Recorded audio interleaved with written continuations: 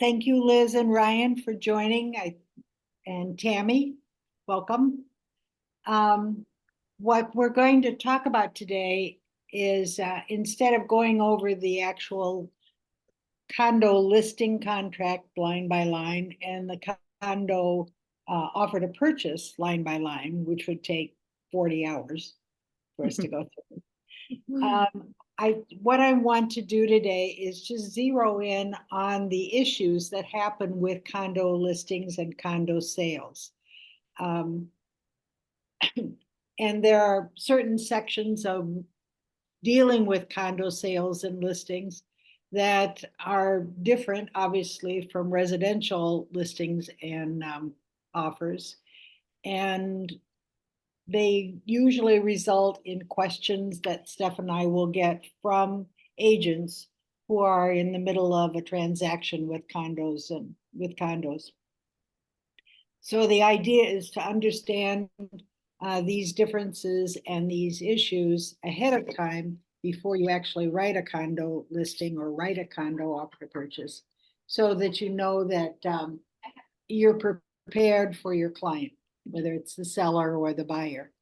So that is what we're going to talk about today, are the compliance issues that come up during condo transactions. I also want to add that if you think you're about to take a condo listing, or you have a buyer that may be looking at condos and you haven't dealt with them before, please exercise our support by sending us a test offer for a condo or a test listing contract. Send it to either Steph or to me, and let us review your filling it out before you actually fill one out for your client. So if this is new to you, run it past us first, and we can give you some suggestions on how to avoid issues in transactions. So the first thing that comes up, obviously, are transferring the documents of the condominium to the potential buyer. The seller is to provide these, and they are to be a required list that's in the offer to purchase. And the list of these requirements are actually written in the offer to purchase that you are going to be offering. But if you are the listing agent and you're dealing with the seller, prepare them for getting these condo documents, the most current issue of these condo documents, and all the disclosure materials before they list, or as soon as they list. You can add them as documents in MLS, or you can just hold them and wait for a buyer's agent to request them in an offer to purchase. But it does need to be disclosed. They do need to be handed over unless it is a small condominium building of less than 12 or less units. They still have the documents, but they won't have an executive. So in the offer to purchase, they are asking for the requested disclosure materials. It's on line 107. And it is the proposed or existing declaration, bylaws, or rules or regulations, and an index of the contents. Proposed or existing articles of incorporation, proposed or existing management contract, employment contract, or other contract affecting the use, maintenance, projected annual operating budget for the condominium, including reasonable details concerning an estimated monthly payments by the purchaser for assessments and other monthly charges. Leases to which unit owners or the association will be party. General description of the contemplated expansion of the condominium, including each stage of expansion and the maximum number of units that can be added. Also, there will be the unit floor plans and the executive summary. And again, the executive summary is really only for buildings that are over 12 units. Those are the required materials. And when you're talking to a seller, if you're taking a new listing, make sure that they get the most recent documents. Obviously, some changes may have been added to the documents or edited to the documents since they bought it. So don't let them give you the original documents that they got when they bought it. That's the key thing. And then when you get an offer or the buyer, you put it in MLS and the buyer has received the documents, that buyer has 5 business days. And this is one of the few places that they're talking about business days. The buyer may at any time within 5 business days following receipt of all of these required documents. Now that's what's important. It has to be all of the required condominium disclosure materials required by the statute. The buyer may, within that 5 business days, rescind the offer by delivering a written notice without stating any reason or without any liability on his or her part. And that is stated in lines 131 of the condo offer to purchase. It is very important for you, if you are working as a buyer's agent, to track that time to make sure that when your buyer gets these documents, that you go over the list of the documents that they have received and make sure that all of those documents have been sent over. Anything that is not sent over will be considered the documents haven't been delivered, and there's no starting the count of the 5 business days. So the 5 business days rescission period kind of floats along until your buyer receives every one of those required documents. And again, if they have them in MLS and they have all of the documents in MLS, those 5 business days start counting from the day that that buyer received them. If they are still missing them, make sure that you reach out to the buyer's agent to let them know that they're still missing them. And as that happens and not receiving all of them, as I said, the rescission period floats along. So it is responsibility of the listing agent and the seller to make sure all of those documents are transferred. Now, sometimes in an offer to purchase, the buyer will want additional documents. And there is a place in the contract, there's a contingency for additional condominium documents. And that's on line 149. That is just stating that in that period of time, not only are the required documents to be sent over, but anything marked as an additional document must be sent over as well. That request for additional documents, if it is not delivered in time, it also then continues to float until they get the additional documents. And some of those additional documents that you might want to put in if you're a buyer's agent are the minutes of the last 3 meetings, the minutes of the condominium board meetings during 12 months prior to acceptance. They give you a list of the possible additional documents that your buyer may want.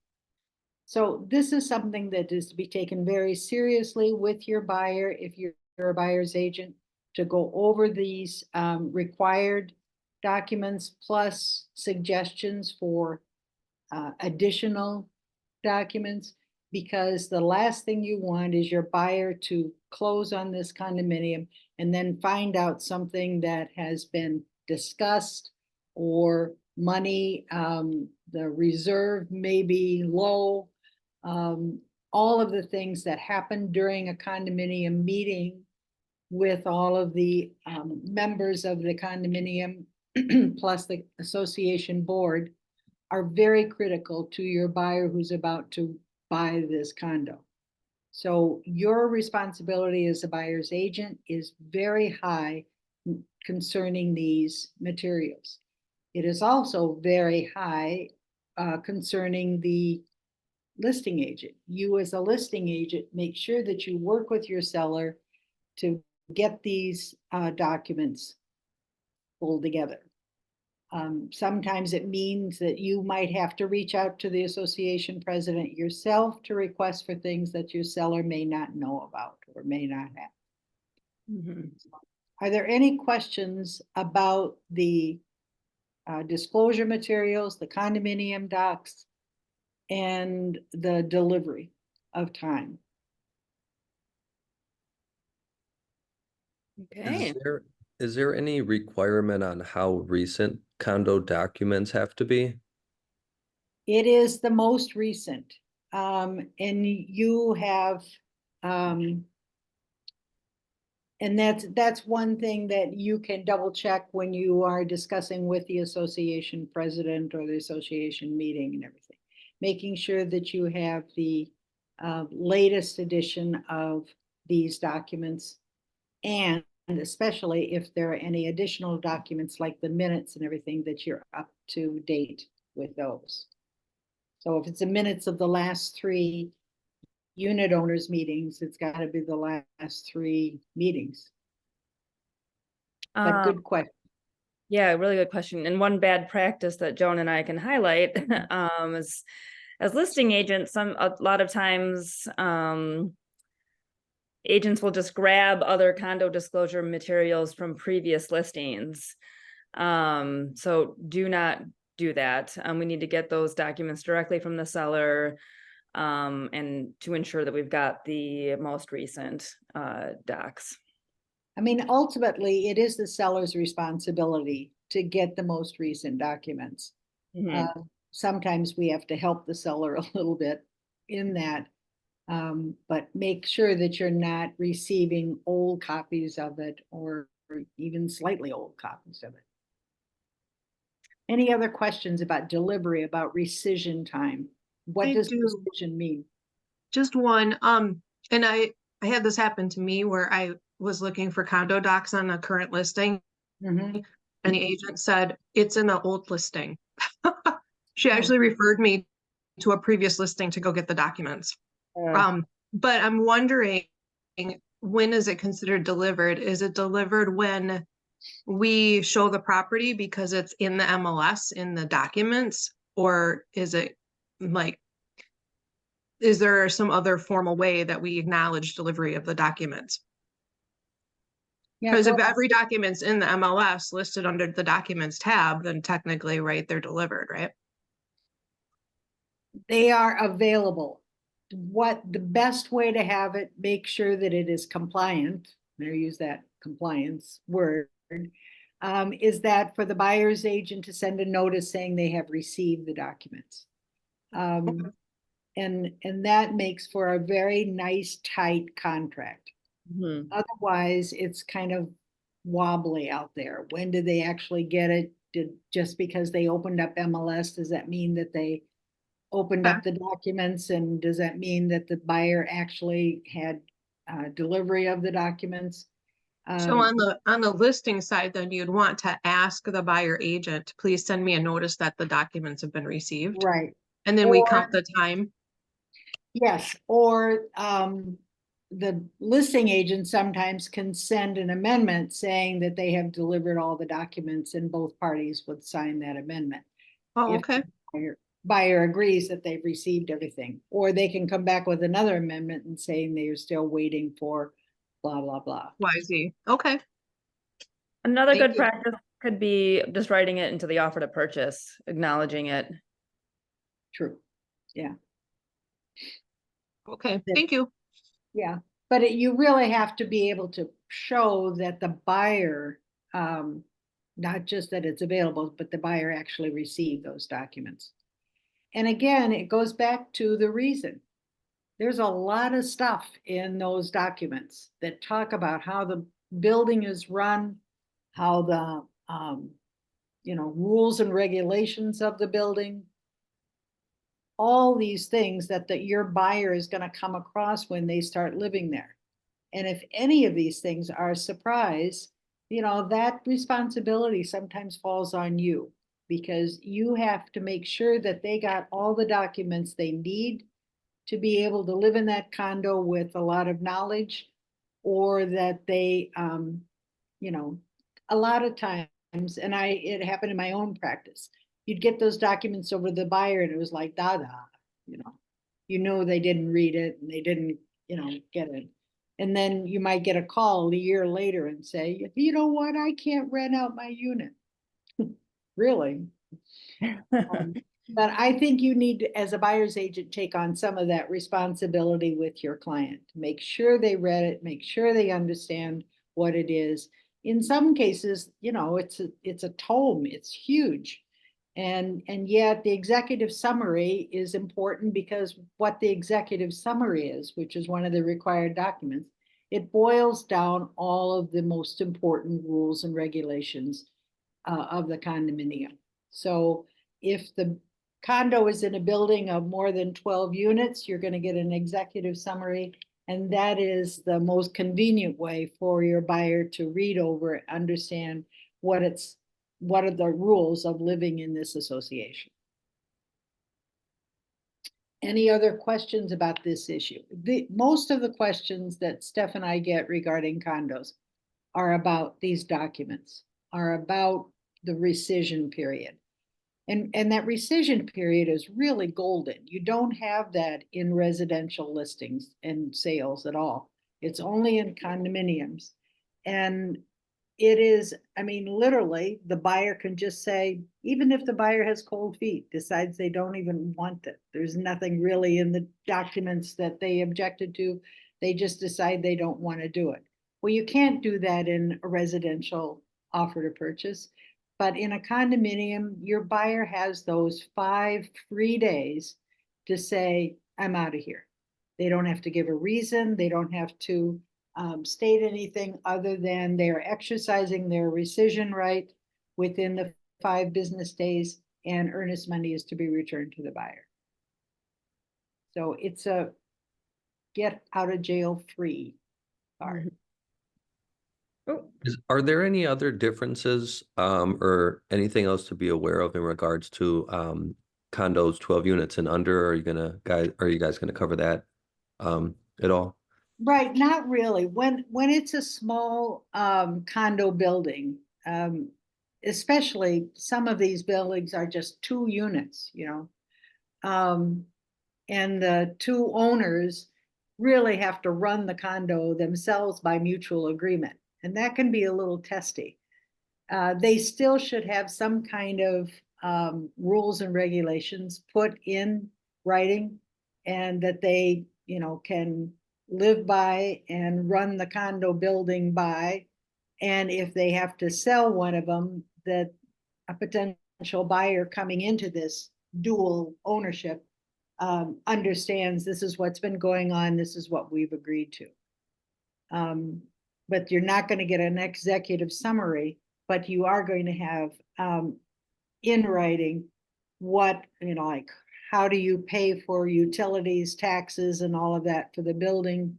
How do you do maintenance for the building? Is each owner under 12 units responsible for the share of the maintenance and things like that? It's very important that in living as a group, and that's what condominium living is, you don't have total ownership of the entire building, you're sharing it. You only have total ownership of the inside of the unit. So in order to maintain control of what goes on about the building and who takes care of it, and can you build up a reserve in case something goes wrong and you need to spend it, all of those are important, whether you have 2-unit condominiums or 50-unit condominiums. Now, the condominium addendum to the real estate condition report is another slip up that a lot of times we see or get a question about. And it's a required document that's in the condominium packet. It is something that is required with condominiums, that's not required with residential sales. And it's not, in this slide saying it is not a substitute for the professional review of the condo documents and disclosure materials. That has to be separate, either entered in your offer or with a notice or an amendment that those have been reviewed. But the condominium document is very important. And it says on that slide, make sure you realize that it's 2 pages. A lot of times they just fill out the first page and don't turn it over. But there's a place, is it signature or initial for the back page? Yeah, I think it's a signature. Signature. Page.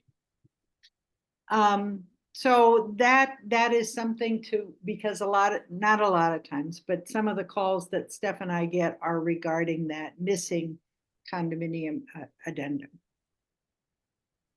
It's to be, the seller is to deliver that addendum with the record, and that's what it is. It's an addendum to the property condition report. The executive summary is to be attached unless it is a small condominium of 12 or less units. Again, these are reminders for you to know whether you're a seller or a buyer's agent for a condo purchase. You're going to have issues if you get it. This is another thing that's come up. And actually, the first year that I came over here, we had a lawsuit sent to one of our agents and to Keller Williams, because the the seller and the listing agent was not accurate and left out things in the information given to the buyer, and the buyer ended up suing the seller. I think they settled, but the lesson learned, or to be learned, was that you have to be very accurate when you're filling out the listing contract with the seller. The seller has a responsibility to make sure that they know exactly what is asked for. And we're talking about the fee, the most current fee. One of the biggest misses is the parking space locations, and if there are any additional parking fees. It's amazing how many times, say, the listing agent or the seller doesn't know it at the time of filling out the listing, but they'll get back to it, and then they never get back to it. So it doesn't go into the condo profile sheet in MLS, and then it can become a serious issue.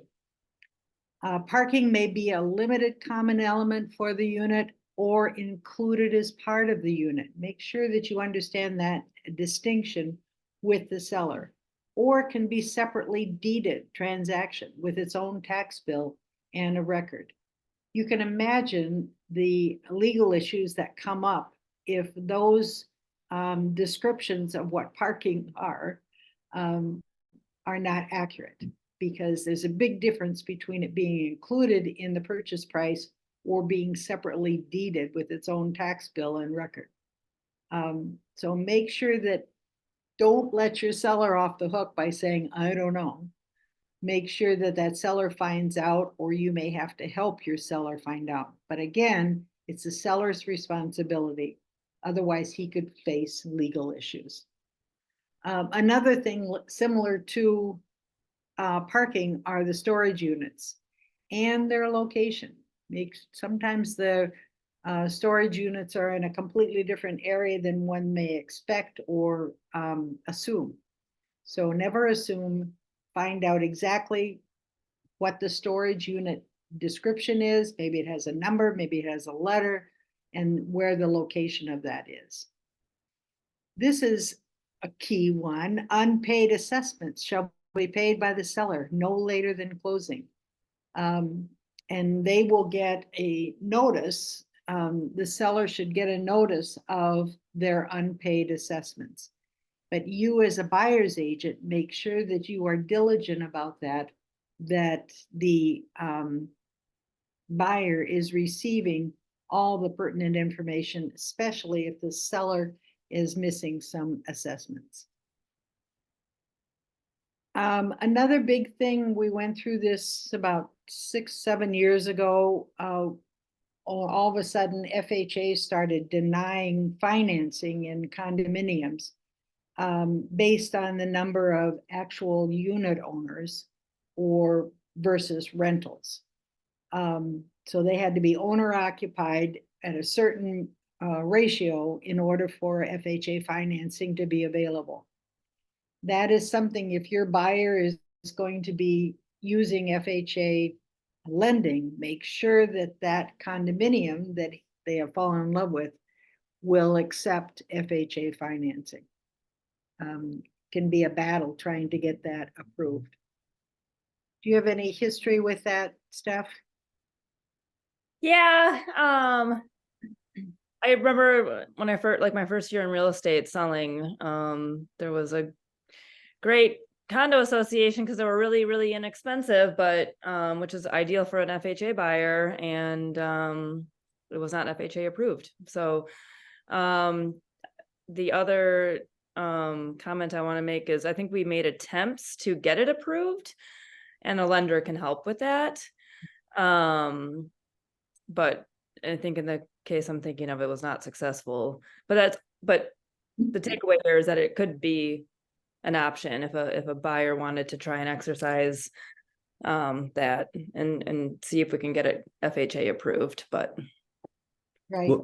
What does that process kind of look like? I never even heard that you could try to get it approved. And I mean, if I recall, and I'm sorry that I'm not, if I recall, I think the lender was able to kind of take on that process. Right. And I think it's just like probably just a questionnaire with the association management company. And I think a lot of it was not necessarily condo associations choosing not to get FHA approved, just like never made it a part of their process, so it was just like a lot of associations that just didn't think of doing it, so it wasn't a case of proactively choosing against it. It was just a miss, right? So I'm almost positive it was the lender who took on the request. Yeah, to me, it was always a sign of a really good lender too. I mean, Yeah. I think more condominiums are all either eligible or, most condominiums don't even allow rentals anymore. Right. Or a small minority of them. And so we don't have that problem as much as we used to. But it was, in the cases that I remember, it was always the lender who went to battle, working with the association to get that building to be eligible. Yeah. So And do you guys have any like experience about kind of like how often that list of FHA approved condos actually changes, like each year or like over the years? Like, because once in a while I have someone kind of come along and they're only set up with FHA, and then I kind of go through the process to look at it. But I'm just wondering, is that like something to really stay on top of? Is it changing much, or it's been pretty much the same buildings more or less over the years? Yeah, I would say that it's pretty much the same buildings. It's not, it was changing quite a bit because, as Steph said, there were a lot of condominium associations didn't realize the difference. And then they got some buyers who really wanted to live there, but only could get FHA. And it forced the association to take some action and look into it. So I think it's pretty well settled down more than it used to be, but it is something, as a buyer's agent, you need to check out potential condominiums to make sure that they are eligible for FHA financing. Yeah, I mean, in the situations I remember, the buyer just had to shift to conventional if they wanted to live there, or the lender was able to successfully get them to be eligible. Yeah, I think the key there is just still make it a practice to check the list, as Joan said, no matter what. Yeah, this next thing on the list is something that's come up, seemed to have come up more recently in the last 2 or 3 years.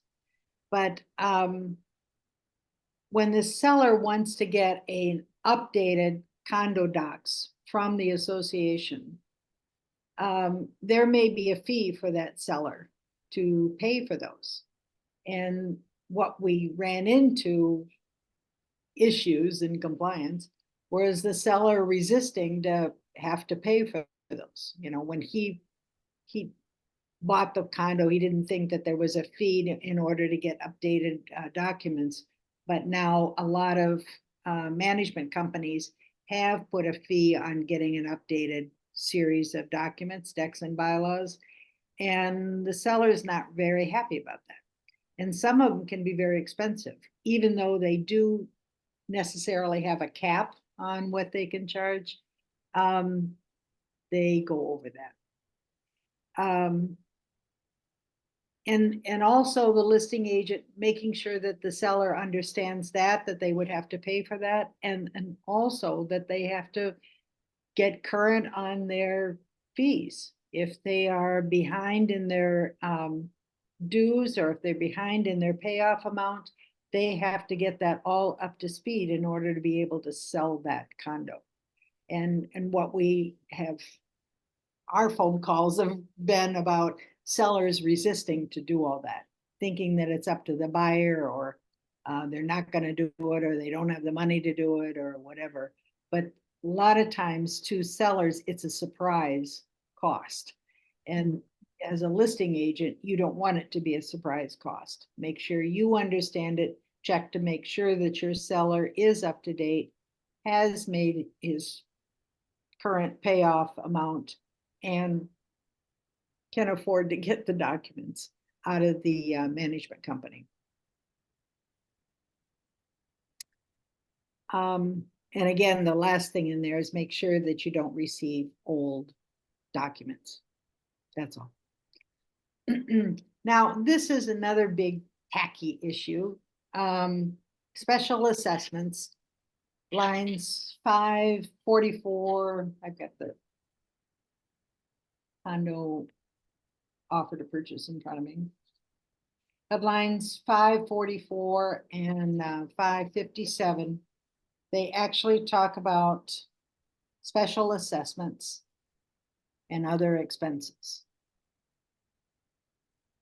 It's very tricky in the middle of a transaction in a condo purchase to find out that the condo association has been talking about some improvements to be made to the building. Maybe a new roof, maybe new windows, whatever. And they are going to have to levy special assessment to all of the homeowners in order to pay for this special assessment. The critical difference is, when you are a buyer's agent, is to make sure if those special assessments have just been discussed, or if they've actually been levied, which means they've been voted on and it's part of the fees going forward. So special assessments levied for work actually commenced prior to the date of the offer, the date in line 1 of your offer to purchase, shall be paid by the seller no later than closing. That's firm. That's something that you keep in your head, is special assessments which have already been levied prior to the date of your offer. Line 1, where you say this offer is written such and such. All other special assessments shall be paid by the buyer. So if they have been talking about, we've got to charge each homeowner, $5,000, or can be a lot more, to make sure that they're paying for ongoing improvements in the building, like windows or roof or things like that, that if they're just talking about it, your buyer is going to have to pay for those special assessments that will be coming up in the future. If they've already voted on it, And that's what you're gonna see in the minutes, and you're gonna be able to see in a lot of the documents that your buyer gets. If it's been levied, which means it's settled, then the seller has to pick up that cost. And there's a lot of battles over this and a lot of confusion over this. Again, it's your responsibility as a listing agent to make sure you understand if there are special assessments levied that will be coming up. Your seller has to pop for those. If they are just being discussed, maybe they'll bring it up next year, but it's in the minutes. It's something that looks like it's going to really happen. Your buyer's going to have to pay for that because it's coming up, but it hasn't been voted on, it hasn't been levied, and it is not actively charged at the time of the offer. And then this last paragraph is important in those situations. Consider a special agreement if area assessments, property owner association assessments, condo association special assessments, other expenses in lines of the condo offer to purchase 551 to 557, that those consider a special agreement between your buyer and seller. They can split some of the difference, but make sure that the buyer is aware of that cost and the seller is aware. I actually like that it's encouraged in the offer to purchase, Right. just kind of rare, I think. They go on in the offer, says other expenses are one-time charges or ongoing fees for public improvements other than those resulting in special assessments relating to curb, gutter, street, sidewalk, municipal water, sanitary, stormwater, storm sewer, including all sewer mains, hookup connections and intercepted charges, parks, street lighting, street trees, and impact fees for other public facilities. So if those are coming up, it could be a pretty big hit to your new buyer. So consider a special agreement where the seller pays some of it, the buyer pays some of it, and successfully they can get a win-win on this sale. But if it's found out at the last minute, that's when it becomes an issue. And generally, that's when it becomes sort of a rat's nest issue. I feel like this has been my number one issue in the last couple of years. Pending assessments and who's going to pay for it. Yeah. I think that's the biggest compliance issue, because if you're new in the business and you've sort of casually read over these lines in the offer to purchase, when they happen like getting whacked by a shovel. So make sure that you are prepared, you understand, and that's why reading through the condominium offer to purchase is different than the residential. I just want to throw a note in here. There are some instances in residential purchase where the house is in a subdivision. And the association for a subdivision also can have some of these problems. It's not as laid out as it is in condominium purchases, but make sure that you understand if you are helping a buyer buy a property in a subdivision, say in Mequon, Brookfield, areas where there are a lot of subdivisions, that they understand what the association requirements can be. And sometimes they can be pretty stiff, like you can't leave your car parked in the driveway overnight. You can't have a fence and things like that. So make sure that you understand. Oh, I think this is what you just read. What I just read, and that's considering they're generally one-time charges, to pay for the sidewalk out in front of the building. The city has charged that. It can be expensive, so it can be something that the buyer and seller can agree to pay for. I think that might be our last slide. I think it is. And it, as I said, today was a review of just the more common serious situations that can happen in condominium purchasing. Whether you're listing a condo or you are writing an offer to purchase for a buyer client, these are issues that you should be prepared for and not just experience it in the middle of the transaction. And be prepared for knowing the lines in the offer to purchase condo and the listing condo by doing a test offer and sending it to either me or to Steph. Let us review how you filled it out, and then, you know, we can call you and make sure that you understand it. Pick a condo out of MLS and look at the documents and see what's already filed in there, and then pretend that you've got a buyer, write an offer. That's one thing that I do want to add. In your offer to writing, if you learn about certain things, that you can, as Steph said too, you can write it in your offer as buyer acknowledges receipt of, or buyer acknowledges knowledge of seller one-time assessment or things like that. If those things have been either put in MLS or discussed with the listing agent, make sure that you write it in your offer that your buyer is aware of certain things, and that helps. Any other condo questions?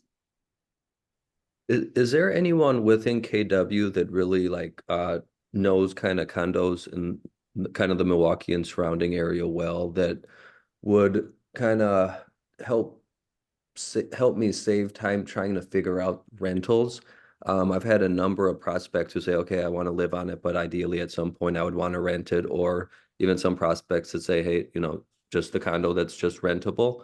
And I mean, I know I can kind of go through each one and look and read through docs and all that, but I'm just wondering if there's someone that can kind of help out that way. Sarah Jo Dietrich and Nancy Meeks from the JSG team, they work a lot on the east side and know the condo market very, very well on the east side of Milwaukee. So if you've, I mean, I'm sure that if you had any questions about specific associations there, they could, you know, answer it on the fly. But I wouldn't necessarily rely on them to know, you know, Special like, assessment. right, or just like outside of the east side, you know. That's the thing with condos, you each association is different, so you've got to be on the up and up with each different one. And that being said, you know, it's great to ask them, but I would also, just as a buyer's agent, I would just want to be making sure that I'm reading that directly as well. So not to like put work on you, but just to like peace of mind, you know, relying on information that you are getting directly. But that said, I mean, I've had questions about specific East Side buildings that Nancy Meeks is just a wealth of knowledge on, for example. So in the past, she was the condo queen. She did was work with condo development, and in a period of time in the 90s and in the aughts, there a lot of condos were being built downtown on the east side, a lot. I mean, that was the boom time for it. And Nancy Meeks was like the main listing agent for all those developments. So she wasn't just working with sellers, she was working with developers and builders of condominiums, and she would get the listing for the entire building. Sorry. And as the one who worked for her, as the administrative support for that office, I entered all of those listings. Oh, wow. Right. No, I mean, she was the condo queen. So Okay. it would be good. I mean, I remember I asked her about a management company. I had a buyer who had read bad reviews about a condo management company, and I had never had a buyer object to a management company before, and just kind of like asked her the kind of the lowdown on, you know, why would a buyer want to be concerned with this, and like to help me answer and like squash the buyer's fears about it, you know. But yeah, it was a great, yeah, I mean, if you ever need a question answered, she would be happy to answer it. I know that. So Okay, yeah, that's any kind of contact that maybe can kind of help out that way. It's just seems like such a challenge figuring that out. And I've even talked to listing agents who say no rentals, and then I read through condo docs and it says after a year or 2 years of being owner occupied, then you can rent. So then it's like you literally gotta like you said, you gotta see it, you gotta read it, you gotta ask, and you know, it's like wow, like sometimes that can take a lot of time. Yeah, sure. but as Steph said, they're all different. And as you just said, they are variable, you know, so they can say no rentals the first couple of years, but then there's not a uniform trend or association that they Totally. all do the same thing. All I can say is over the years, they have, number one, trended against rentals. So they also trended against right of first refusal, and some of these that used to be part of condo living are no longer. But again, you're really going to have to find out what general area your buyer likes in condos. Maybe it's along Prospect or out in the suburbs or whatever, and then do your own research, Yeah. because it is going to have to be per association. And if they have a goal of doing like Airbnb and stuff, I mean, that's another thing that Right. trending. I mean, the adoption of that and the trend of that, a lot of associations have made explicit rules against that. Right. You know, like for renting for the Republican convention coming up next summer, some buildings will not allow them to do short-term rentals for those. Yep.